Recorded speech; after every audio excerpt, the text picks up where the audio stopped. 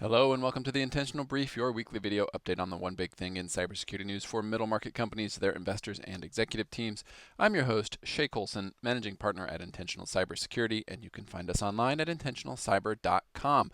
Today is Monday, December 1st, 2025, and if you're anything like me, you're wondering both where the year has gone and marveling that it's already December. So we're going to jump right in with a relatively quiet week last week on the security news front, largely driven by the Thanksgiving holiday here in the United States. There were two threads that I thought were worth pulling because they highlight the relatively, or in some cases very innocuous way that attacks can actually be launched into our environment, both driven by research papers out of two different vendors. The first is based on a report from Watchtowr Labs on how people continue to put keys and secrets like passwords, API keys, etc. into free online utilities.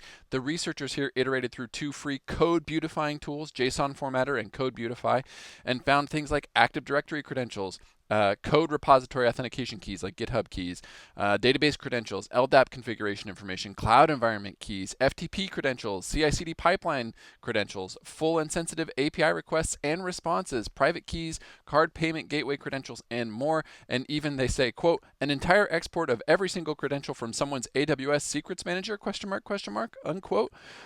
They're quite cheeky over there at Watchtowr Labs with their write-up, so I would suggest that you check it out. They note that this exposure extends across industries, and they do a pretty good job of throwing an appropriate amount of shade at those who should know better and reminding us all that we've got to do a better job of managing this sort of sensitive data, especially as regards leaving our environment. Now, obviously, or maybe not so obviously, Watchtowr makes a product that helps prevent this sort of exposure, but you can do it in other ways too.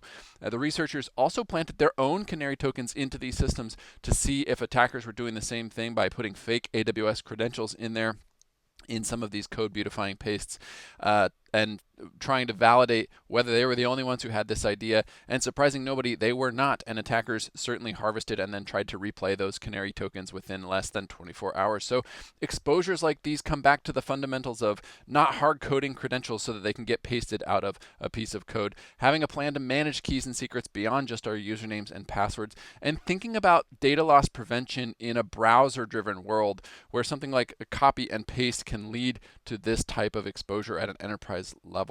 The other example of how attacks happen that was interesting this week came from researchers at Reliaquest, who noted that the recent SonicWall VPN exploits by the Akira ransomware gang, which we've covered here on this show, noted that, quote, in every incident, Akira operators gained a foothold in larger acquiring enterprises by compromising SonicWall devices inherited from smaller acquired businesses during M&A.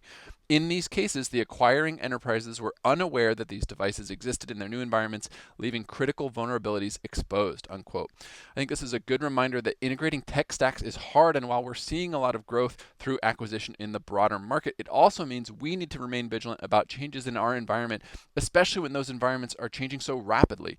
I raise these two items because we know that our security teams have their plates full on a day-to-day basis with those kind of day-in, day-out efforts, and then also asking them to defend against modern attackers when secrets are being publicly exposed or vulnerable devices are being added to their environment without their knowledge makes it incredibly difficult to be resilient. Focusing on these basic security controls can help your security team move from constant firefighting, which is a recipe for both burnout of your team and a lack of effectiveness, to more strategic efforts, but only if we don't undermine their efforts from within. From a fundraising perspective, a very quiet week, again, due mostly to the Thanksgiving holiday here in the US. I expect it to pick up in this week and this month with a total of only $1.1 billion in newly committed capital announced in the first couple of days last week before folks checked out for the holiday.